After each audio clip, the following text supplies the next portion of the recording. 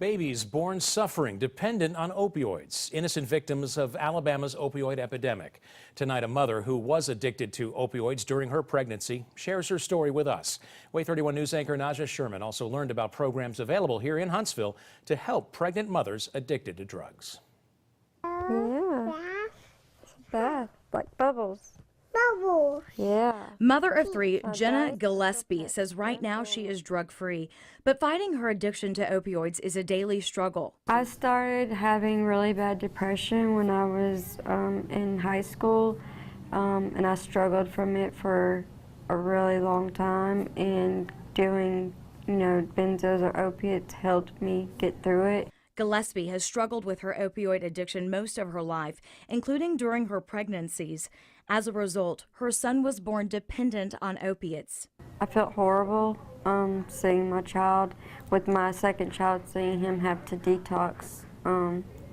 It was really hard. I felt very bad. I felt like I failed as a mom. Gillespie's story plays out every day in hospitals across the Tennessee Valley. Alabama ranks the highest in the country in the number of opioid prescriptions per capita. According to the Centers for Disease Control and Prevention, Alabama has more opioid prescriptions than people. The state is now suing OxyContin maker Purdue Pharma for fueling the opioid epidemic by deceptively marketing prescription painkillers to generate billions of dollars in sales. Here at Huntsville Women and Children's Hospital, they have a specific program dedicated to help babies who are born addicted to opioids, and they're also exploring new ways to treat these babies. We get our occupational therapists involved more, and we do massages, for example. So we're focusing on ways to help those babies that are having symptoms during the withdrawal that are not medicine. Dr. Stephanie Israel is a pediatrician and says about 100 babies are born at Huntsville Hospital addicted to opioids every year.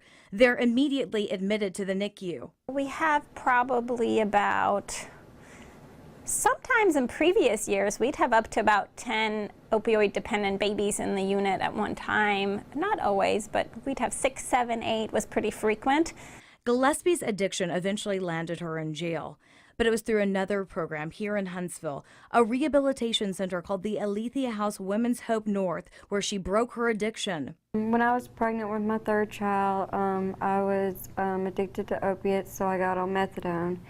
The methadone didn't help me, so I decided to go to inpatient rehab at Alethea House in Birmingham. Mature enough now to where you don't need to do that anymore.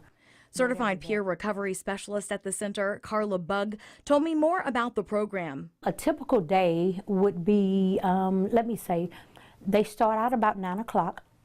They have a class that lasts for about an hour and a half, and it's either general outpatient or intensive outpatient, which that class consists of information concerning substance use disorders, what drugs do to your body, what drugs do to your mind, what drugs are doing to the neighborhood and the community as a whole. Jenna Gillespie told me through the Alethea House program she has been opioid-free for 9 months now. She recently graduated from the program and says she is committed to living an opioid-free life for herself and for her children. WAY 31's Naja Sherman reporting Alabama providers wrote 5.8 million prescriptions for opioids in 2015, ranking us as the highest prescribing state in the nation. According to Blue Cross Blue Shield of Alabama, a baby is born suffering from opioid addiction every 15 minutes.